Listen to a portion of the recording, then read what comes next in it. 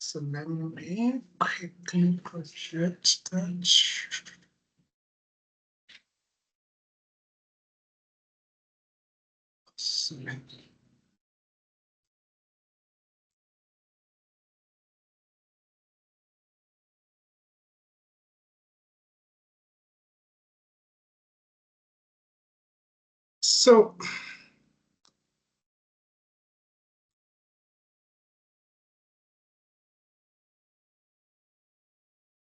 So here we are in terms of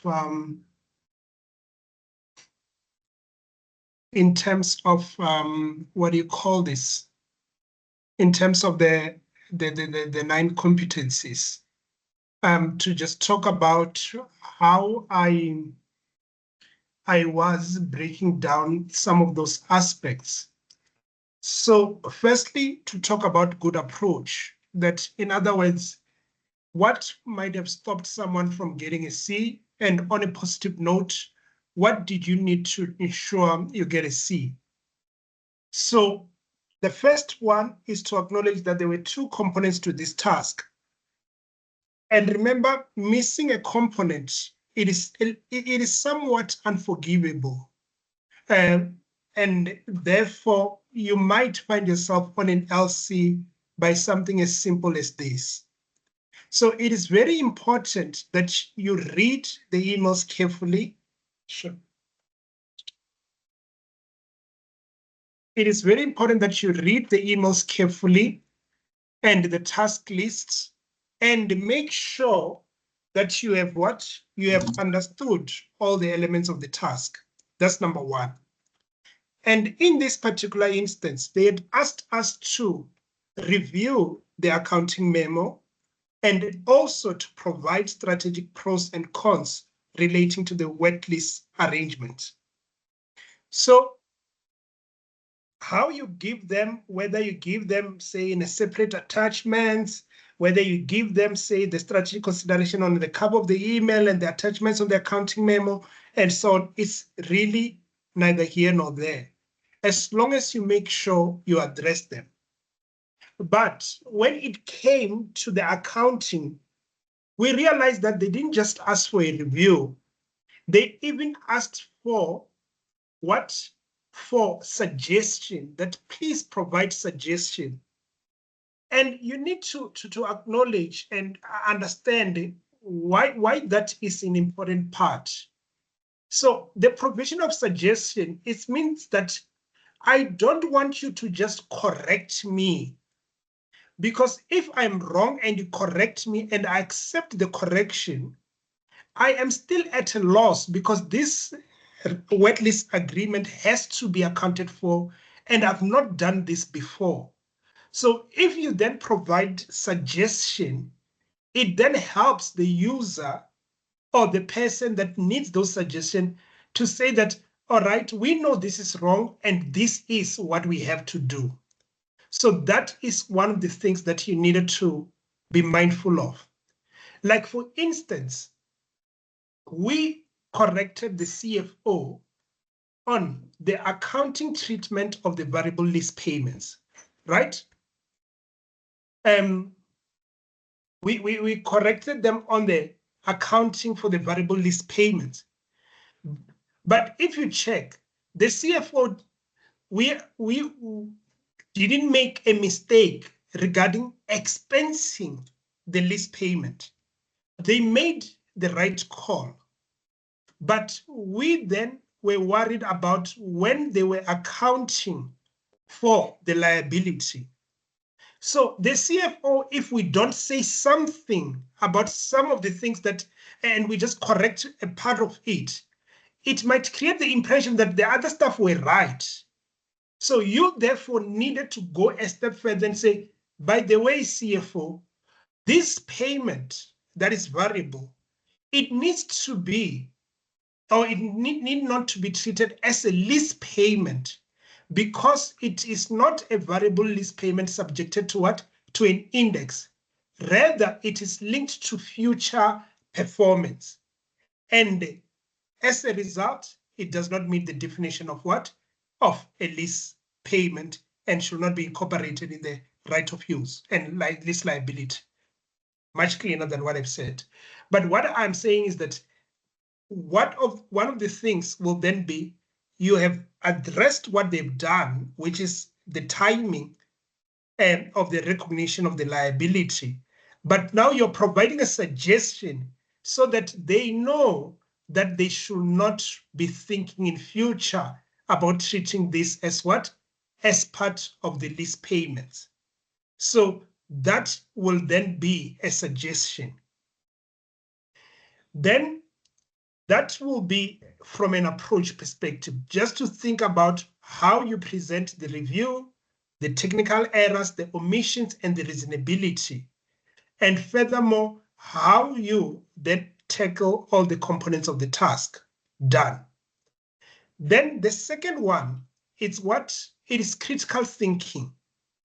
And critical thinking, remember that it wants you to what? To simply ask, do you believe? Do you believe? So here, the CFO then told you, because it's a lease agreement, this is within the leasing standard. Do you believe?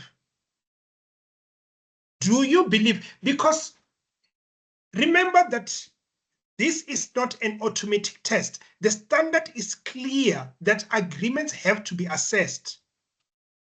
And it is clear that the principle in the standard is substance over the legal form. So if you are then saying that, but Renan, they were right, and you told us not to focus on the right thing. But what was wrong? It is that the decision was made on the incorrect basis. And you need to be careful there that you should not allow juniors or other professionals make decisions on the wrong basis. Because when the base change, then they are going to use the things that you have signed off or agreed to, and therefore misapply the accounting principles. So there, we are not necessarily focusing on you then proving that it's a lease, but we are focusing on you tackling that you don't believe the basis that the CFO has raised. And you are then going to provide what? A suggestion of them using the definition. But do you see the beauty of being methodical, of being process driven? Because once you get your process right, you are really going to love APC. You're going to pass it and you're going to want to write it again because you will have mastered this thing. So that kind of process has to be mastered. So we are not questioning the conclusion. We are questioning the basis to get to the conclusion. And why? Because we did not just believe, we applied our critical thinking. So if you miss that point, you didn't miss it because what? You didn't miss it because it was wrong, but it means that you are too trusting. You need to exercise your professional skepticism. So that is competency number 2. Randan? Yes. Sorry, I have a question on the good approach one. Sure. But you covered it a little bit when you covered. Sorry. Wait.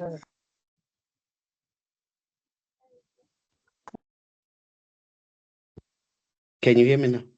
Yeah. So sorry. I think someone's mic was open. Yeah. Go for it. Yeah. You were saying. Yeah. Okay. I was saying. What I'm trying to understand here, Yes. on the good approach one. Yeah. If you look at the information on the day, most of the things were incorrect, or they were right. However, the incorrect approach was followed. So now, how detailed did I need to go? I mean, in terms of disagreeing, would one paragraph suffice or one liner suffice to say, CFO, maybe based on oversight, I think we haven't applied this policy in a correct manner. However, below, these are the areas that I think we should be tackling, and then address the right things, like even the one that you are talking about, the one of variable risk payment, because it's not linked to an index, but future performance, then we should rather account for a separate liability. Now, this how deep should we go in terms of disagreeing with the whole thing? Yeah, so for me, as I was saying, that it's just a matter of making sure that the point is not lost. And the reality is that we always want to embrace diversity. And I might have a preference on something, but my preference should not necessarily be the only one. If you have something that you are saying that this is how you communicate and it works, then keep it that, because to some extent, some of these things require like a one-on-one to say, I like this point that you've written it because of 1, 2, 3. But this one, I like it, but I will not necessarily write this, but explain to me why you wrote it. And maybe when you clarify, there could be a difference in thinking. So there's always that kind of an issue with that question you are asking. So for me, it is a matter of what? It is a matter of just being clear. And through these engagements, if then I say I'm not clear, then take it as such and say, maybe there's some room to improve. Let me see, let me try again, let me do this, let me so on and so on, so that you keep on refining it. And one of the things I know it's always a matter of, they always say that different bosses means different things, that there are some bosses that are very critical, and therefore when you are they're reviewing technical, you might find they've got spelling mistakes that they are raising more than the technical. I once had a senior like that, and I think for me at the end it helped me to write better, because I'll then say that, oh, I think I'm clear technically, but the issues of how to write, it was that particular person. Whereas there are some that will say, no, let's go with your own style of writing and so on. So for me, it's neither here or there, as long as the point is not lost. Rentani, Yes. can I ask a question on the strategic pros and cons? The question was a bit open-ended. How many points should I raise, let's say, under the pros and under the cons? For me, it's, again, neither here or there, because it is just a matter of, if you give 1-1, will you feel right about that? No, because I'm trying to understand the weight of that extra sub-requirement in relation to the entire task. Yeah, so for open-ended questions like that, to be honest, I've not seen them go above 3 points. And that's what I've seen. Whether that is a rule they have internally, that is something else. Because 3 points means 6 sentences. 3-3. Okay, so that's 3-3, eh? 3 pros, 3 cons, eh? But I'm saying what I've seen. I'm not saying yes. that and for other strategic case, it was like about 5 upwards, or 5 somewhere there, if it's just going down.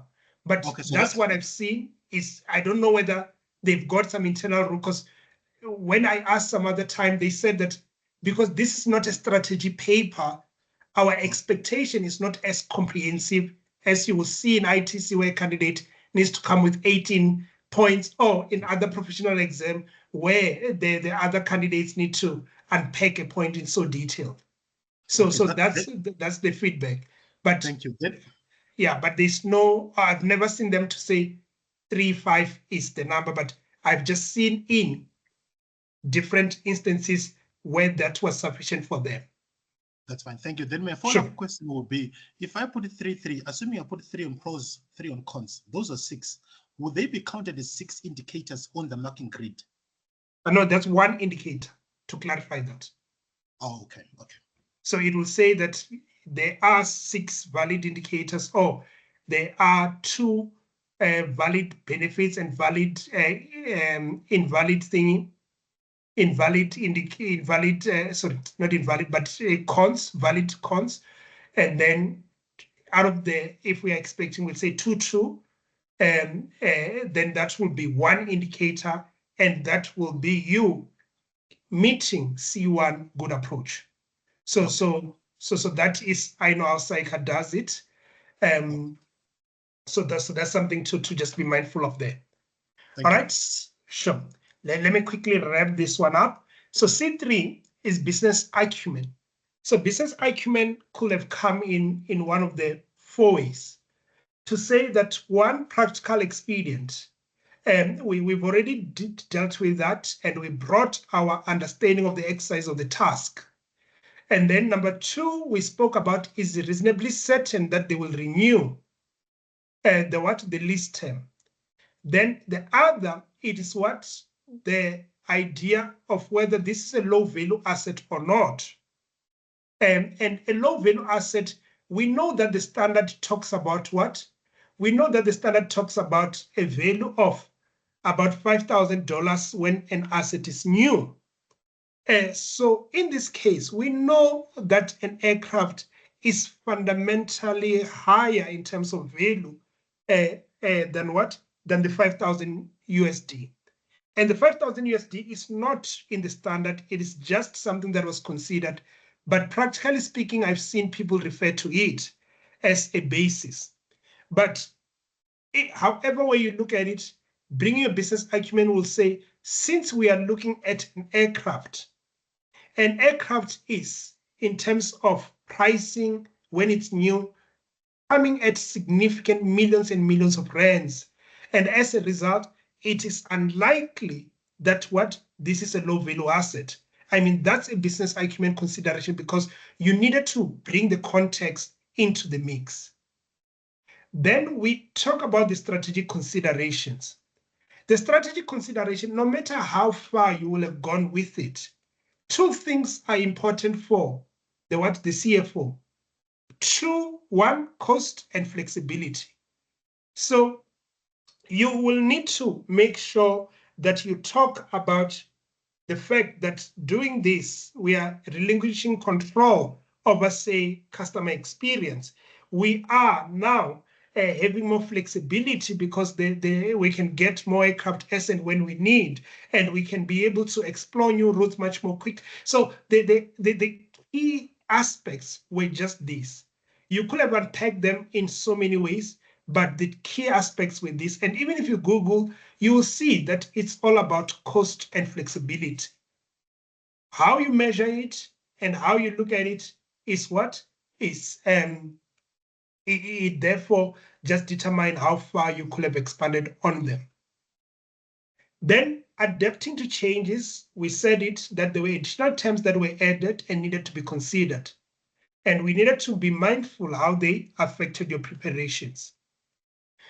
When we think about the technical skills, we spoke about thinking about initial, subsequent renewals, as well as what? Derecognition. And doing so will then have helped you to unpack what?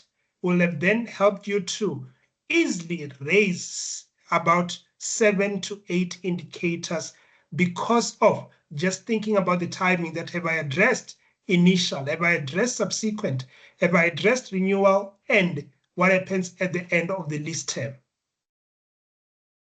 Then ethical leadership for me was to say that, yeah, there's just been so many issues. Can you just send me the memo and I'll then be happy to fix some of these problems for you. For me, that will have been also a tactful way to say the CFO, I have now lost confidence. Just give me this task and I'll do it myself because this memo, I'm just gonna restart it from scratch. But tactfully, please just send me this document and let me do what? Let me look into it. Or ask for the others what? Ask for the other journals to review.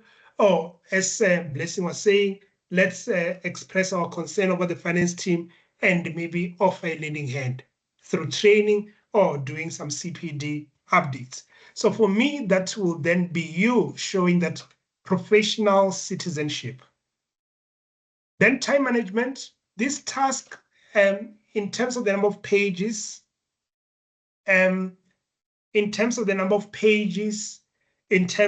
the fact that you had strategic considerations as well as accounting consideration to be mindful of, for me, and I saw someone saying 1 hour 15, that's where I landed as well. I would have thought that this will require a little bit more than an hour. So I would have suggested that you look at at about 75 minutes. If you are still on the other side, maybe you're saying I was on 92 hours, then think about whether it is the quality of your writing, the missing of the issues that is costing you, the preparation. Like, think about what is it that made you need more time. And you might be saying that a lot of things surprised me because my research or my work before the case study was not as thorough. Then number 8, it is to bring your understanding of the context as well as what a wet lease agreement is all about. Unpacking those aspects and realizing that from a strategic perspective, it's all about cost and flexibility. So that for me was going to be significant.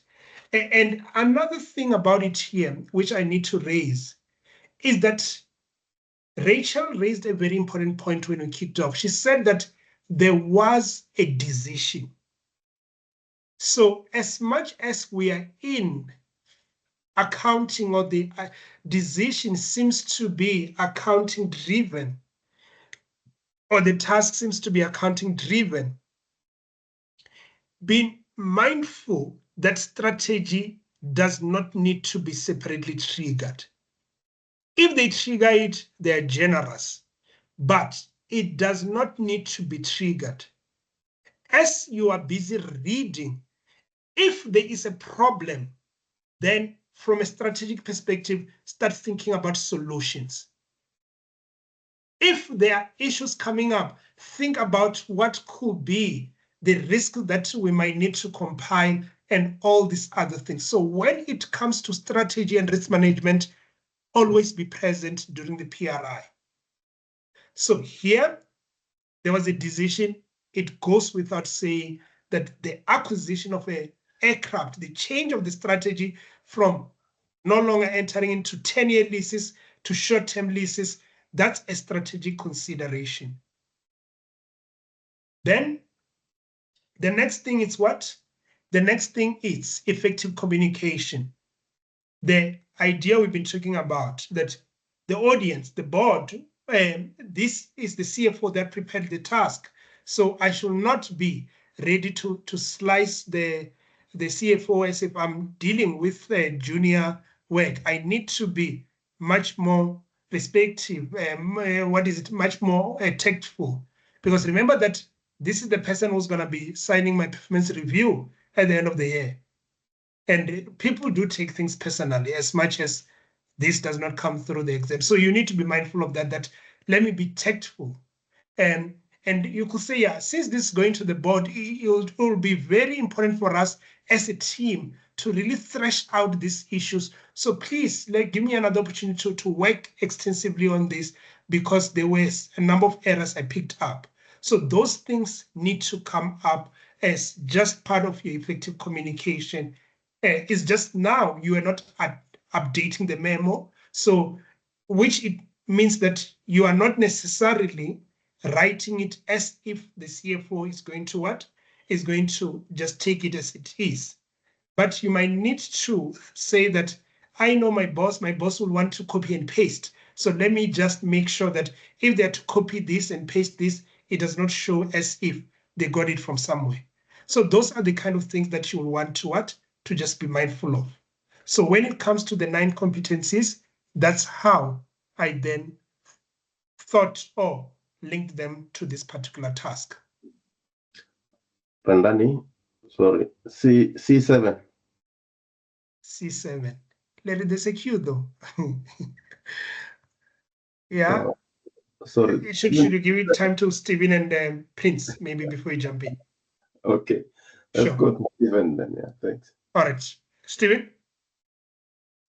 Rendan, my question is, during the PRI phase, Mhm. You said we're starting from scoping. Okay, whether for us to ascertain if this transaction falls under IFRS 16, Mhm. so that we don't rely on what the CFO says. So from scoping up to presentation, I've done Mhm. that during my PRI.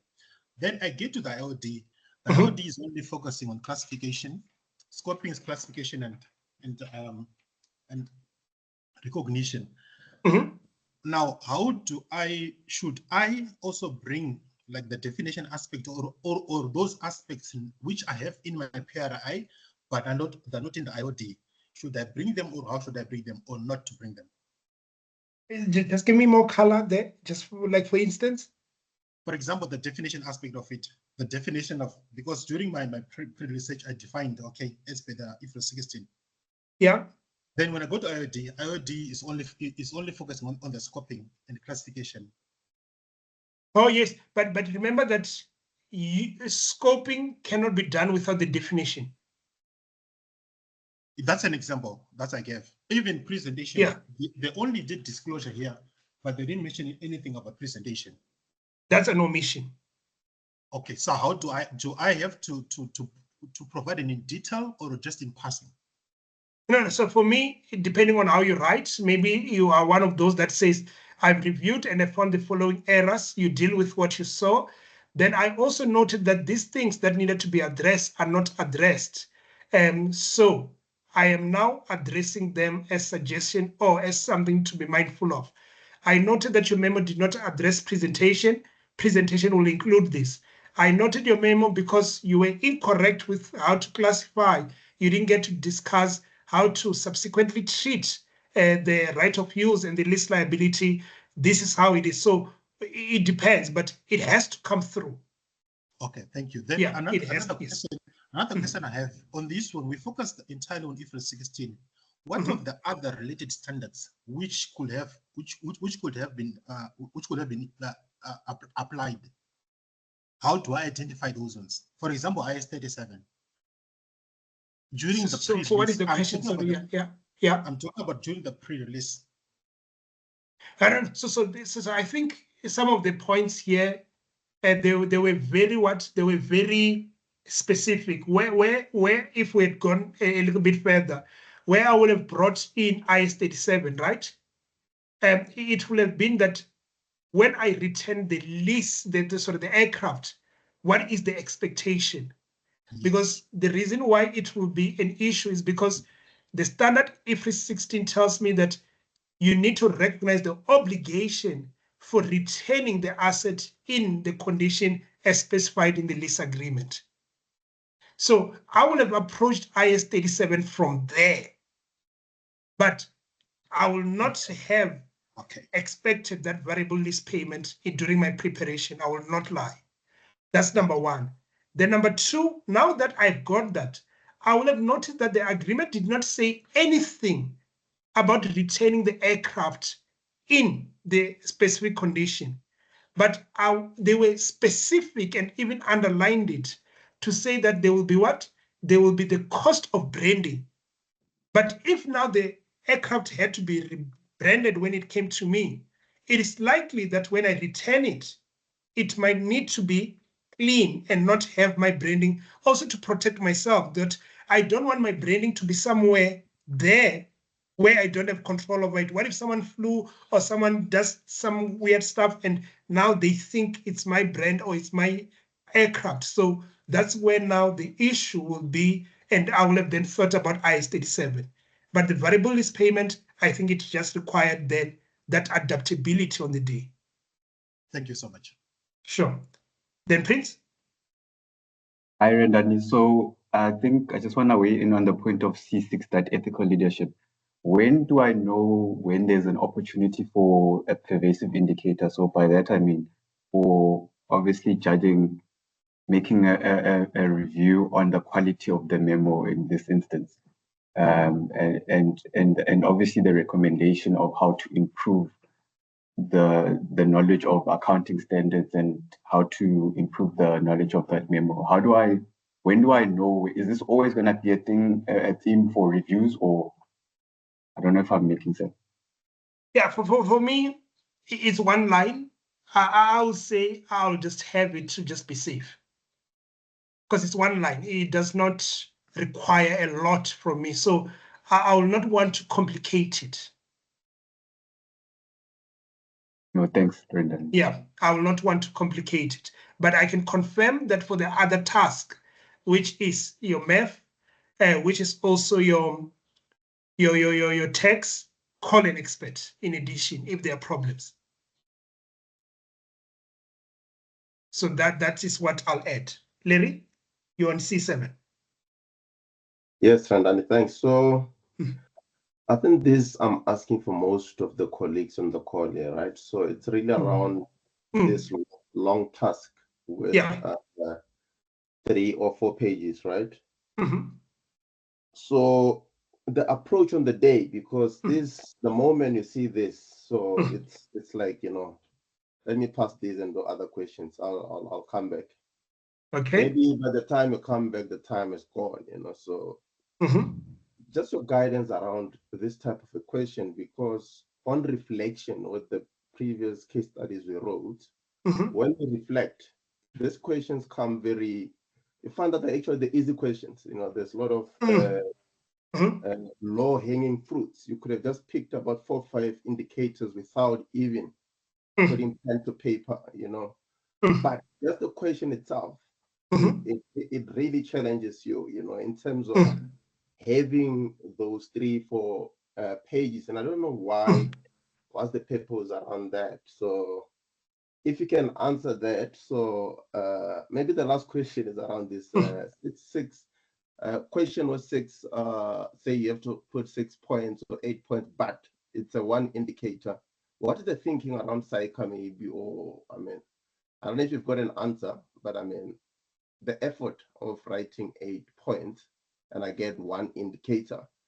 And the flip coin there is that if you don't get that right, you can get all the indicators with the task we just did now, all the technical indicators, but you get that one wrong, then it's a BC automatically. So that's the flip point. And to be honest, I don't like it, but I don't know how, what's the thinking around this type of equation of 8.1 indicator. I hear you. I'll admit those are difficult questions. But my view for number one for me, and this is not something that that will just come naturally. It needs time for you to invest in. So yes, the time of God is sufficient, but I'll want you to be mindful of this, because the thing with the APC, even when you're looking at the previous papers or just the solution, I want you to take away the approach more than anything. And make sure you adopt it. Make sure you also use it to refine yours. Why? Because when you find yourself here, Larry, and everyone that might be here, the issue is all about how to structure, firstly, the task or the response in your mind. You want to be able to get that right. To say that I see all these things, but let me just be clear how I'm going to attempt this. Am I going, and here just to talk about that is that someone might say that the best approach here will be to approach it in terms of what? In terms of the stages of accounting, to say initial recognition and measurement, and then 2 subsequent treatment, and then 3 those renewal and derecognition, and I think we said presentation. So that is someone who says, for me, this makes sense, that whatever accounting task you give me, I cannot approach it in any other way except this. Then there are some that says, no, because you are asking me for a review, I prefer to first deal with all the technical errors, like the things that I'm clearly seeing are wrong. Then I'm going to come back and look for things that are what? are missing and are expected to see. And I will then say, by the way, there's what? There's reasonability concern. So based on that approach, one will then say that in my planning, let me just write in pencil or paper next to the task and say, initial, I need to deal with 1, 2, 3, so on and so on.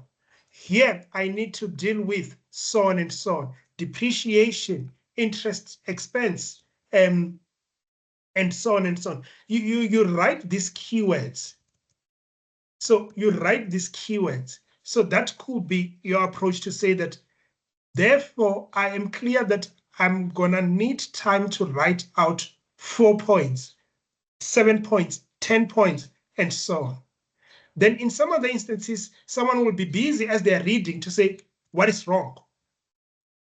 This I don't agree, and this I need to raise, this I do not see. And this is how people think. If people think differently, there could be another approach that you have. But I'm just saying that in that initial planning, before you say I'm going to attempt other tasks, and to just have a sense of how much task you're gonna need, how much time you're gonna need, have some level of planning. Find what works for you, look at the solutions from your program provider, and see how were they unpacking the issues. And then find, if then, even what do you call it? The other could be that the memo has got what? The memo has got a particular structure. So let me deal with the scope as per the memo. Let me deal with this and this. Let me deal, and so on and so on. So follow the structure that has been given so that you can say, I'm done with this paragraph, I'm done. So you go look for errors, omissions, and reasonability on scoping. All right, done. This second paragraph, this and this and this, done. So, but at least have something. Does that make sense? Yes, it makes sense. Thanks, Randani. So second question. I love this. Thank you. Second question. Don't worry. This is off record. The cycle one. Yeah. Okay. Sure. Let's. But yeah. Yeah. That's. I think, as you said, it is what it is right now. Let's comply. Let's comply. All right, Ryan, and then we'll close task A. Oh. And then the second question, you haven't answered me on second question. Oh, I thought you were saying that second question, you're not worried anymore. Did I misunderstand you? I said it's off record, but yeah. No, it can't be off record when we are recording here. Which record are we talking about? So let's just take it as it is. I hear your concern. And it always brings that question of, therefore, these indicators are exactly not equal, because for one indicator, we want 4 distinct and valid sentences. Whereas in others, you can just say that you didn't apply a quant principle and you get an indicator. So the idea is always that they are always what? They are always a consultation process, review process that goes into this to these papers. So one will then expect what? Will then expect maybe, I don't know whether it's employers that say they want people like this. I don't know whether there's some research that was done that says this is the ideal, but as I'm saying, that it is what it is, and as we stand, and one will therefore just need to what? To comply. Sure. Ryan, sure. Please close for us. Yeah. And then, yeah. I want to check, when you look at the framework here, there are 9 competencies. One of them is technical and time management. Yeah. And these things, you start working on them from the PRI period, 100%. Making sure that you cover as much depth as possible, and you also manage your time. Yeah. So my question is, having IFRS 16, for instance, it's a standard that is it's a normal standard. At some point in time, one would have come across it and dealt with it at greater length. And when you are researching towards the exam, one will be able to link with the prior knowledge that they have. But let's take, for example, we have a new standard, completely new altogether. Let's say biological assets, the one that came into one of the exams before. You haven't come across it anywhere, and you are fresh, you don't have any prior knowledge. How can you approach it in such a way that you don't spend too much time on that particular standard?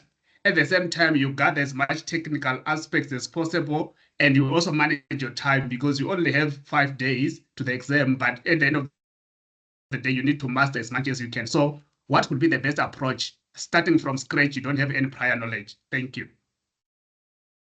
Yeah, no, starting from scratch without prior knowledge, yeah, it is a big assumption, because one will say, yeah, you probably are almost faced with like a little bit of an impossible mission given the time. But when you look through the documents in SAICA, they are quite, they provide some level of thinking in terms of how they think about it. That one, if you're ever going to find yourself with a standard that you've not done in ITC CTA, the trigger is going to be clear. And clear, it means like this one, as we're saying, we didn't know when we were coming in whether it might be a list or not. But they might say that we need to be thinking about the principles of IFRS 16. So that is where they will be clear, that they will even go as far as naming the standard and even giving some general principles about it if the examiner is that nice. But what they are saying is that there will not be ambiguity around the issue. That's number one. That's what their documents confirm. Then, number two, it is what? It is number two. It becomes. I lost my train of thought. Sorry.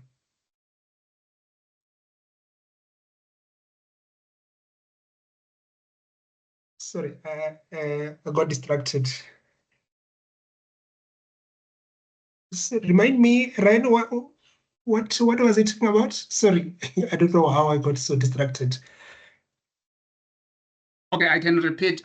I was saying when you are to look at time management yes, thank you. Technical aspect for a standard that you haven't seen before, or even for the ones that we have come across, how can you balance it so that you don't spend too much time reading through the whole 120 pages for one standard, like in greater detail?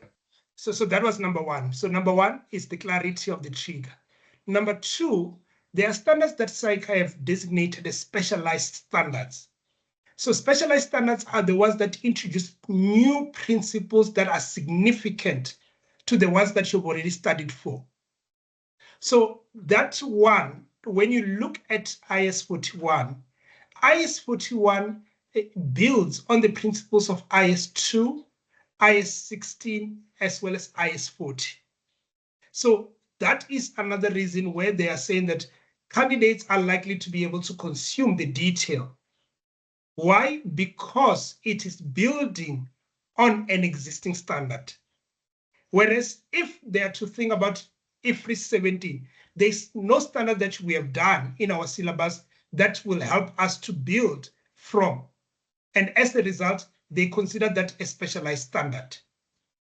There are public concession standards that's really built with from leasing, but because they are very specific, they require someone to be in the public sector and have dealt with PPP arrangements. What is it? PPP, public-private partnerships arrangement. That concession arrangement standard will therefore be very specialized, and it is unlikely to be considered. So that is something that they've also noted, that it will not be a specialized standard, and it seems that the standard will then build from your existing knowledge. So that's where they are believing that time will not necessarily be unimaginable, and therefore we will not have what? We will not have, you will not have an opportunity to consume the principles that will be relevant to demonstrate competence on the day. So that is just what? That is just the idea right there. So let's keep it here. All right, thanks. Sure. All right. Sorry, Rendani, I just wanted to ask one last one before we continue there. I see over there in one of the C's that you were talking about, you included what's this thing, low value assets. Wouldn't it be considered dumping because when you look at that case study and the IOD, nothing suggests that you should raise the issue of of low value assets. I don't know. Thank you. I'm with you. It will be a little bit of a far-fetched, but the idea, remember, is you are giving some guidance, so then it is a matter of where do you stop. So if you tell me that it's over the top, I'm aligned with you. But if someone says that, yeah, but as part of that guidance, because that particular requirement deal with two things, and I just wanted to clarify that, I also hear where that person is coming from. So for me, this will not be one of those make or break kind of indicators. Yeah, okay, thank you. But good point. All right, we are on E. E is much shorter, but I love the fact that it felt like a continuation. And for those that read the entire case study first, did you put these two tasks together? Or maybe let's, yeah, maybe who is recording? Maybe let's put it this as separate recording. Maybe stop the recording here. Who is it today? If you can stop the recording here.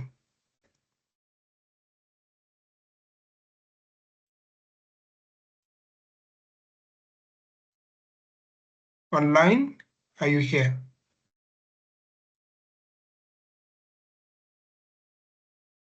Seems not.